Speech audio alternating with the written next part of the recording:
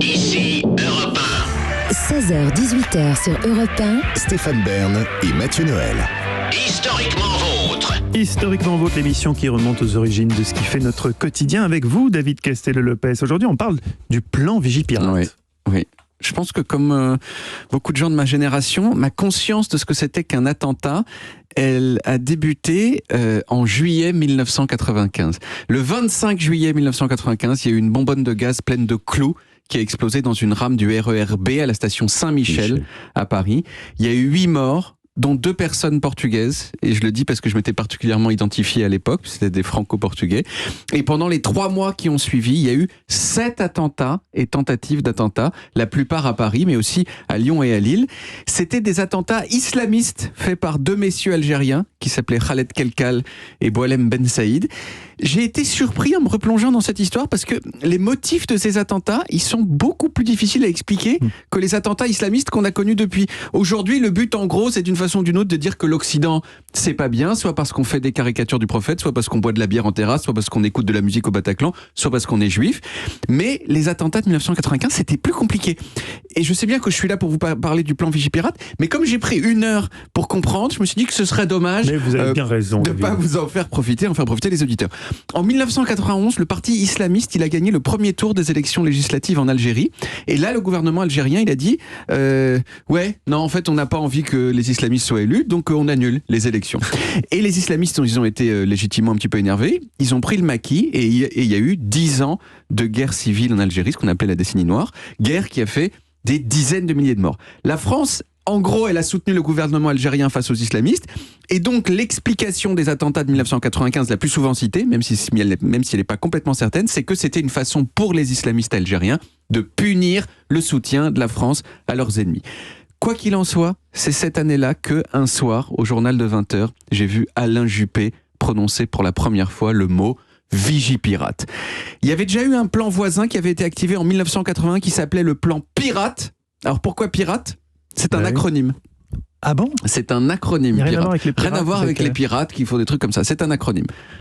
C'est un peu dur à deviner. Je vous donne la première lettre. Le P, c'est le plan. Non, c'est protection. Ça démarre mal. Sinon, on dirait pas le plan Vigipirate. Oui, on dirait le plan. Voilà, ça serait plan. Le plan. P, c'est protection. Protection des installations contre les risques d'attentats terroristes à l'explosif. Voilà. Wow. Alors on sent qu'ils ont sans doute fait ça aussi pour que ça sonne pirate. Voyez, on choisit l'acronyme pour que ça veut dire quelque chose. Pas crevette, quoi. Pas crevette, exactement. Ça, c'était le plan pirate. Mais vous remarquerez que le plan pirate ne mettait pas en avant la notion cruciale de vigilance. Et c'est en 1991, au moment de la guerre du Golfe, qu'on a rajouté cette notion et ça a donné le plan Vigilance Pirate, donc le plan Vigipirate.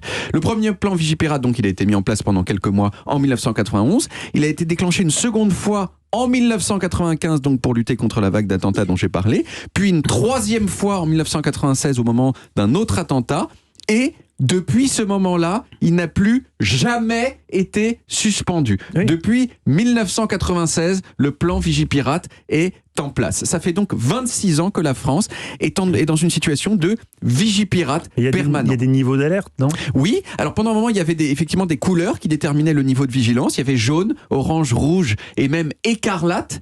Mais déjà, le fait que ça commence par jaune, ça montrait bien que même le niveau minimum, on était assez vigilant. Il n'y avait pas de niveau vert, vous voyez, c'était niveau jaune direct. Et en 2016, il y a eu une refonte du plan qui a entériné un petit peu le fait que c'est permanent. Maintenant, il n'y a plus que 3 niveaux. Niveau vigilance, on fait gaffe tout le temps, un peu. Niveau sécurité renforcée, ça commence à chauffer, on fait davantage gaffe.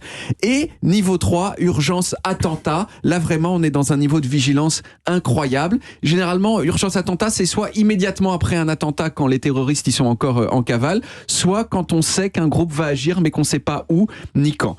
Il y a des aspects hyper visibles du plan Vigipirate, comme le fait qu'on scelle les poubelles. Vous vous souvenez, après 95, on a scellé toutes les poubelles, ou qu'il y a des militaires qui patrouillent les rues, en plus des policiers. Mais il y en a qui se voient moins aussi, comme le fait qu'on surveille un peu tout le temps les substances qui sont susceptibles d'être utilisées pour faire des bombes, ou alors qu'on surveille les attaques, les cyberattaques, etc. Il y avait aussi quelque chose de nouveau, c'est pour ça que j'ai parlé des attentats de 1995, il y avait quelque chose de nouveau dans les attentats de 1995, c'était que c'était la première fois que des attentats étaient perpétrés par des Français musulmans radicalisés. Avant ça, c'était souvent des étrangers qui venaient en France faire des attentats, puis qui repartaient. Et on savait pas encore, mais ça, en fait, ça allait devenir la norme de la plupart des attentats islamistes en France depuis.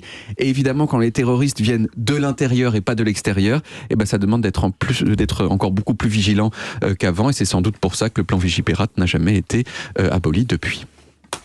Et voilà, bam. Bravo. Bam. Eh ben merci beaucoup David. Je sais pas si c'est un beau mot d'avoir dit. Non, oui, c'est vrai, c'est vrai que le bam était fait de trop. On l'enlèvera. Merci David. On retrouve les origines en podcast sur toutes les applis audio et en vidéo sur YouTube Dailymotion et sur le site europe1.fr.